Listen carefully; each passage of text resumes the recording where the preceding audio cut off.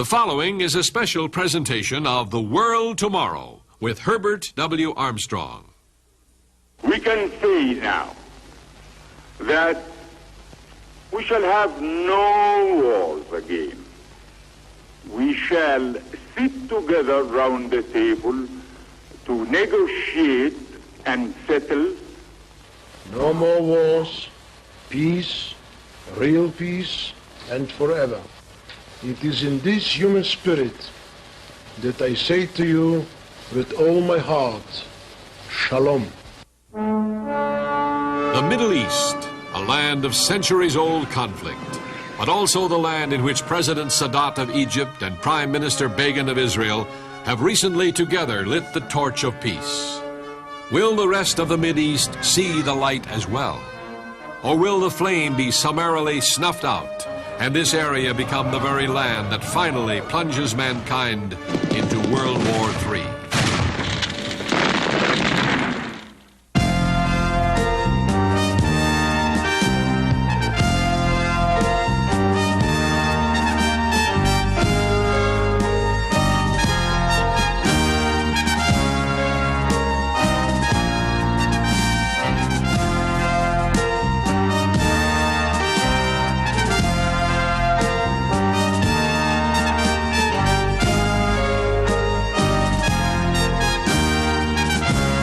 MIDEAST, the quest for peace.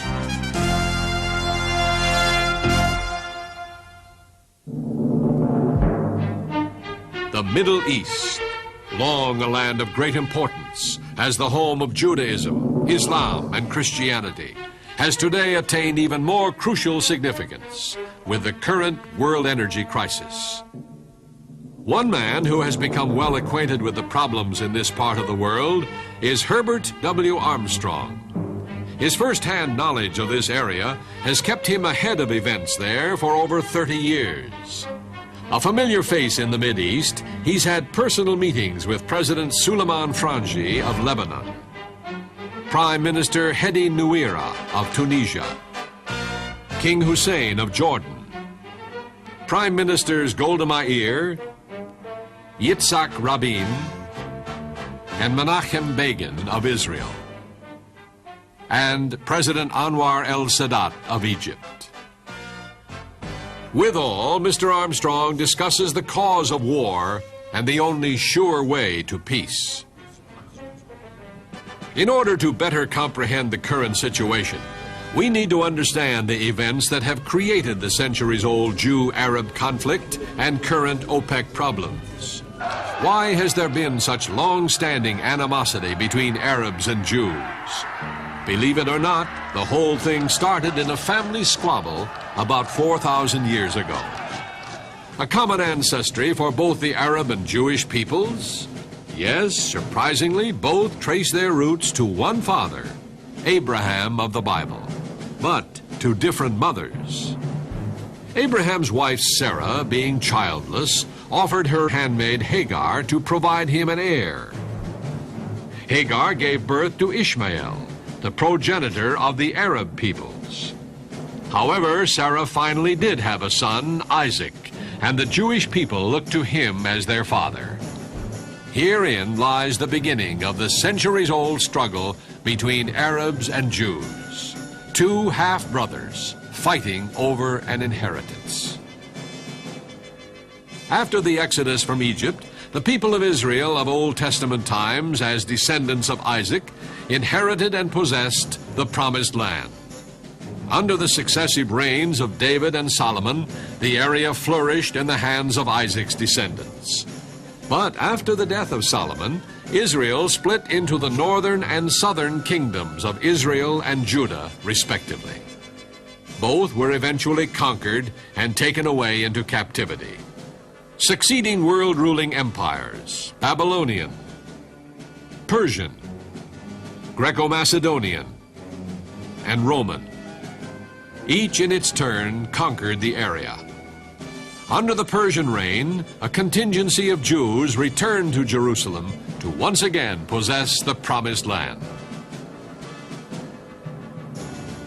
It was the Roman Emperor Hadrian who was to hang the label Palestine on the area now occupied by modern-day Israel. In 70 AD, the Romans destroyed the temple, and once again the Jews were expelled from Palestine. The Arabs conquered the area in 640 AD. Passing it down as an inheritance from generation to generation, the descendants of Ishmael, the other half-brother, possessed the promised land. But then Zionism, the ideology that the Jewish people should have their homeland in Palestine, arose as a strong force in the early 20th century. With Jewish immigration from Europe beginning around 1870, Zionism played a major role in the development and formation of what is now the nation of Israel. Upon acquiring Palestine and Transjordan as mandates in 1920, the British designated Palestine for the establishment of a Jewish state. Then, in 1947, the United Nations General Assembly voted to abolish the 1920 British mandate and partition Palestine into Jewish and Arab states. Despite Arab rejection of the plan, on May 14, 1948, the British withdrew their forces, and the new state of Israel was then proclaimed. With this background, we can understand why the very next day, troops from 7 Arab states invaded Palestine in an effort to reclaim what had been their homeland for almost 2,000 years. The ensuing war between Arab League nations and the fledgling State of Israel lasts for over a year and a half. Finally, on January 7, 1949, the Jewish War of Independence ends by UN mediation. The war increases Israel's holdings by almost half. Most of the territory designated for a new Arab state is annexed by Egypt and Jordan, and over 500,000 displaced Arabs are confined to the Gaza Strip and the West Bank. But the tension remains, and with the continual animosity exists the ever-present threat that war will break out again. And it does. On July 26, 1956, under the leadership of Gamal Abdel Nasser, Egypt nationalizes the Suez Canal. An agreement with the Soviet Union has already provided Egypt with large quantities of arms. On October 26th, operating under a secret agreement with both England and France, Israel seizes the Sinai Peninsula, and Franco-British troops take over the Suez Canal, ostensibly to protect it. Pressured by the United States and the Soviet Union, Britain and France withdraw, but it is almost a year later before Israel pulls out. Following the Israeli withdrawal, a UN peacekeeping force is installed to guard the Egypt-Israeli border. But this is yet another short-lived peace. In 1967, Egypt persuades the UN to withdraw its force from the Sinai, after which it immediately blockades the Gulf of Aqaba, shutting off a key Israeli shipping route. Then Egypt deploys troops on the Israeli border. But this time, Israel strikes first. In what came to be known as the Six-Day War, Israel seizes the Sinai Peninsula, Syria's Golan Heights, and all of the West Bank, including East Jerusalem.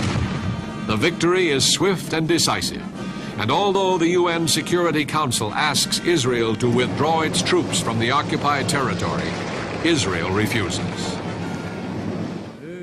Yom Kippur, a Jewish holy day, a day of fasting, a day of prayer. And suddenly, a day of war. On October 6, 1973, Egypt, in conjunction with Syria, invades Israeli-held territories. Egypt crosses the Suez Canal and pours into the Sinai Peninsula, while Syria attacks the Golan Heights.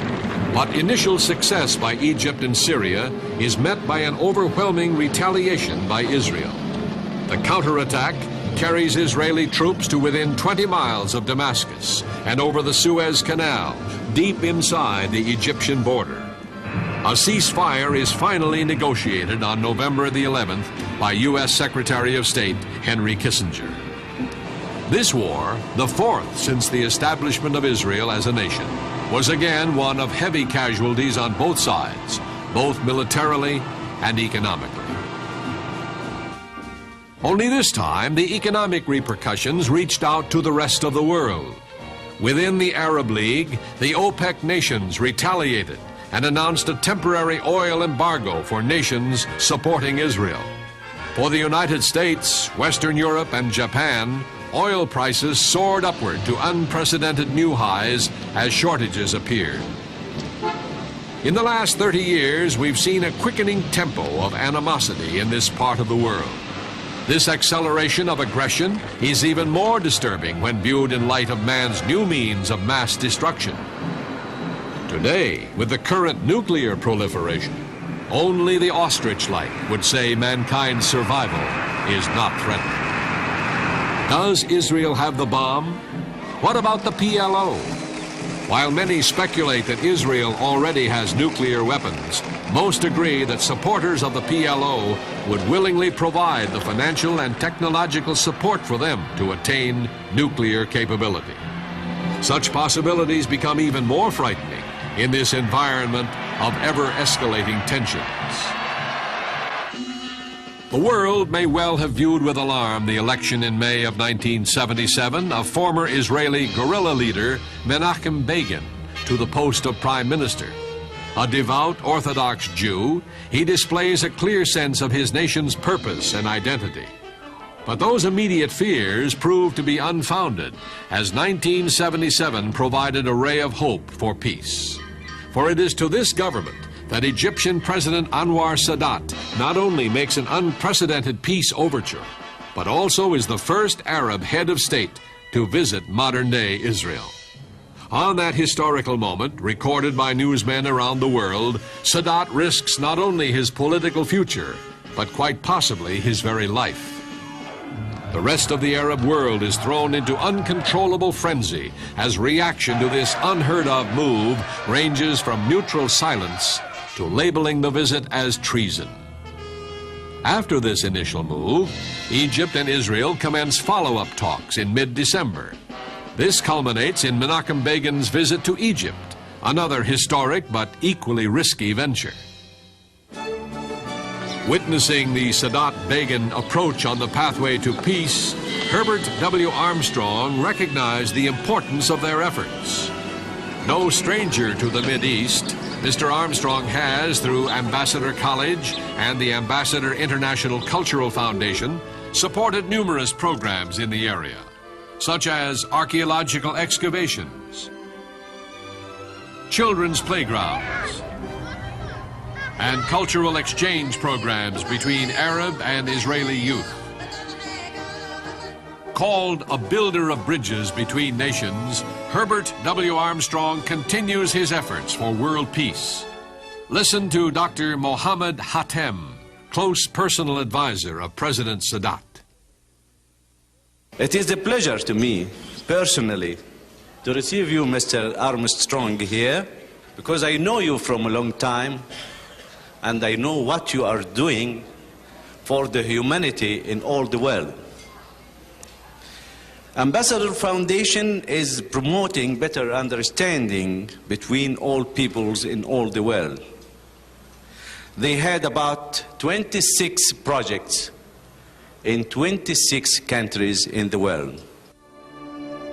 In recognition of Mr. Armstrong's heartfelt efforts at promoting human understanding, Jerusalem Mayor Teddy Kollek hosted a banquet in his honor. The ambassadors of Ambassador, the people who are here, are fulfilling a tremendous role for peace in the world. They're here today, they are going to South Africa and to Russia and to China and to many of the countries of Europe, all in the mission of more human understanding. And I want to thank you for your good relationship to us, for your friendship for us, for your efforts that you are making here. It is in this spirit that Mr. Armstrong begins his current Middle East tour in the changing land of modern-day Egypt. Cairo, a city in a land of contrasts, steeped in tradition, yet longing for progress, tied to the past, but looking to the future. It is ironic that Egypt, the land of the pyramids, physical symbols of permanence, is a land faced with an indefinite future due to the ever-present possibility that war could break out with its Israeli neighbors. Aware of the uneasiness here, of the pervading tension, Herbert W. Armstrong, speaking to some 300 government officials and educators at the Nile Hilton, acknowledged the dangers facing humanity. I'm not going to speak to you very long tonight, but I'm going to speak plainly, because the time has come for very plain speaking, and I've come a long way to bring you this message.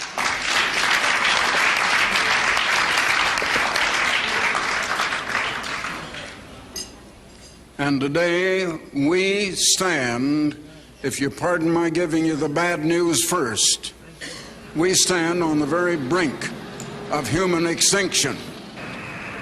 Conditions in the world are constantly growing worse, and the weapons now exist of mass destruction that can annihilate all human life from this planet. Now, in all human history, they have never invented a new weapon of mass destruction that has not been used.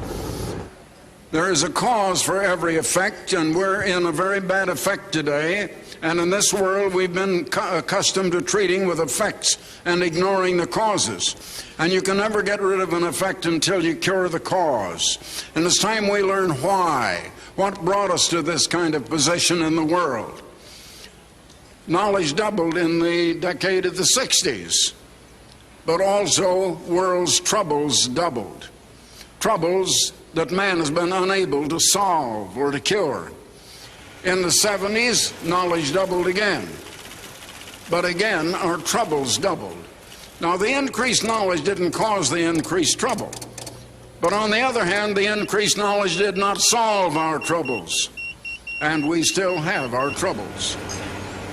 Such things as peace, which we don't have. We work for peace, we fight for peace.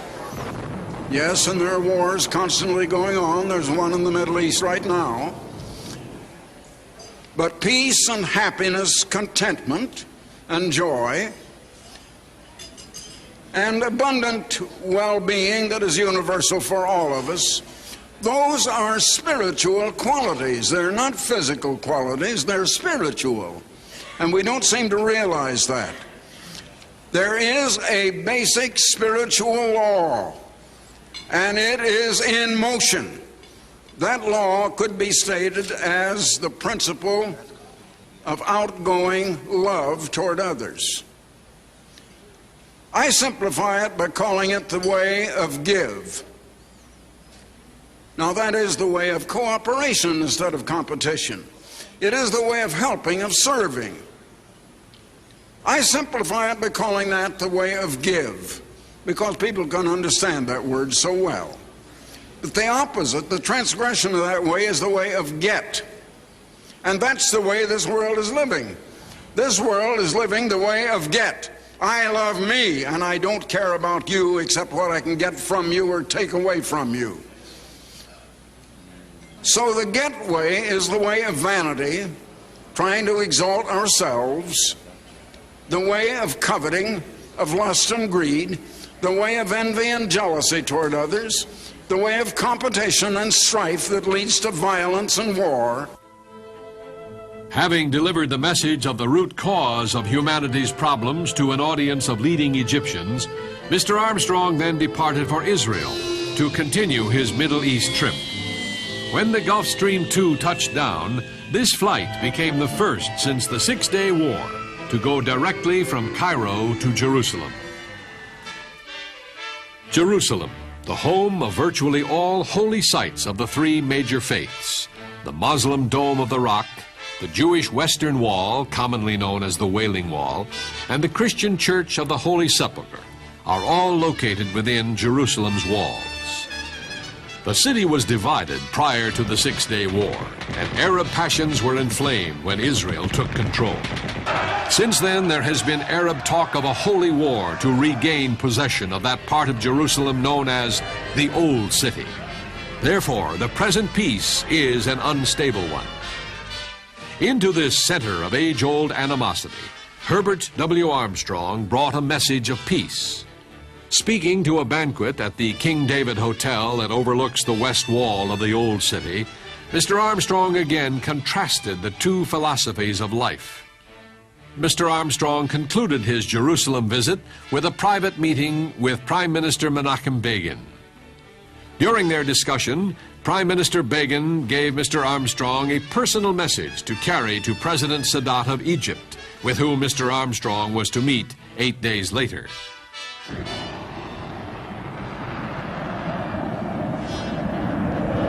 The meeting began with a rather frank appraisal of President Sadat's unprecedented approach to peace. Mr. President, I want to say one thing right straight from the heart. I respect and admire you more than I can tell you. Because you have risked everything in an effort for peace. And your heart has to be in it, and it has to be genuine. And not many will do that. I meet heads of state all over the world, but I have not known one that would risk what you did of acquiring the enmity of the Arab world in order to have peace. Now that takes courage, and you have it. Thank you very much. Thank you. President Sadat's spirit of self-sacrifice, already demonstrated in the peace initiative, is clearly reflected in his response to Mr. Armstrong's message. There are two philosophies of life. There are only two ways of life. Everything in general will fall into one or the other category, and they go in opposite directions. And the one I term in simple language give, the other is get. Now, give merely means outflowing love toward others. But I put in just simple language of give and get. The world is geared to get. Everything is get. It's in business, it's in athletics, Right. and it's in politics, and it's in society. Right. And it's just in every segment of life. Well, I learned this philosophy of give and get. And I tell you what it is, just my way of stating the law of God. And I think the personage I mean by God is the same personage you mean by Allah. Isn't that correct? Exactly. And that is his law. And you could express it in the more religious language of love, which is outflowing. But I just take it in the more secular word of give and get. And I think that makes it plain to people in all walks of life, whether they are of whatever religion or of no religion. And it expresses the principle of a way of life. It's just a general attitude of mind, an attitude we have toward one another and toward other people. It was at this meeting that President Sadat unveiled a bold new undertaking for the cause of world peace, a proposed $70 million World Peace Center to be built at the base of Mount Sinai. Impressed by the significance of such a monument, Mr. Armstrong offered both moral and financial support for the venture. Even with the vision and personal sacrifice manifested by President Sadat and Prime Minister Begin in their efforts to defuse the many centuries of animosity, a great number of problems remain to be solved before real peace in the Middle East can be a reality.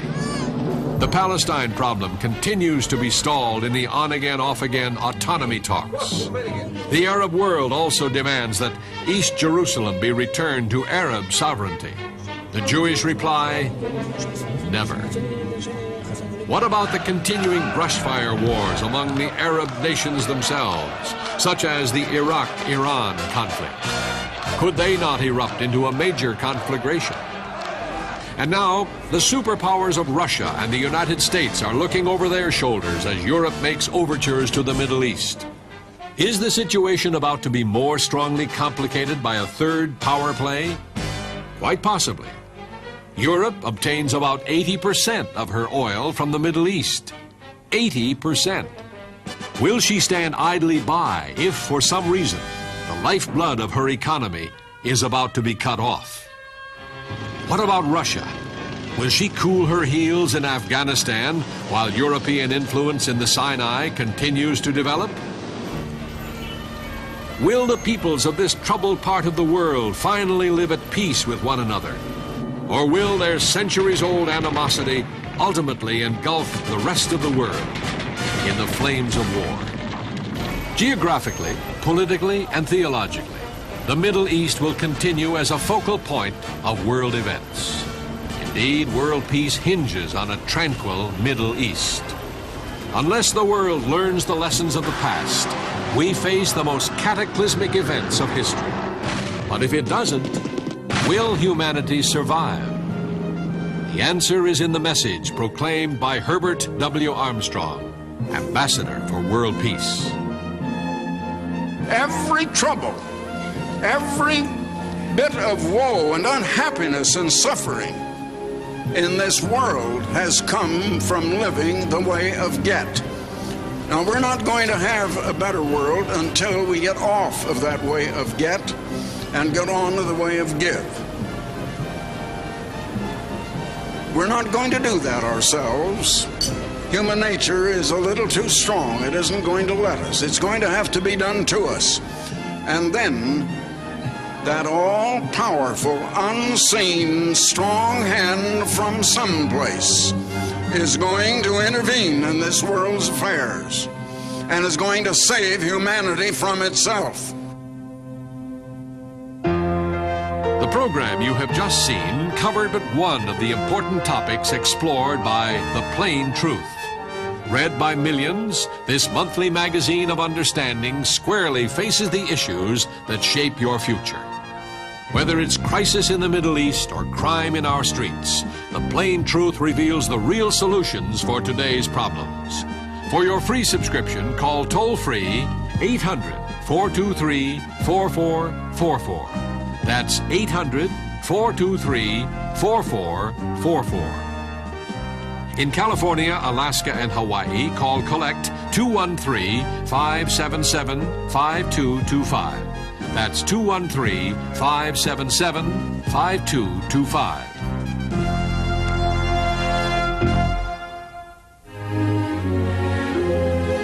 For the free literature offered on this program, write Herbert W. Armstrong, Pasadena, California, 91123. In Canada, Box 44, Vancouver, BC. Or in the continental United States, you may call this toll-free number, 800-423-4444. In California, Alaska, and Hawaii, call Collect 213-577-5225. If the lines are busy, please try again. The preceding program and all literature were produced by the Worldwide Church of God.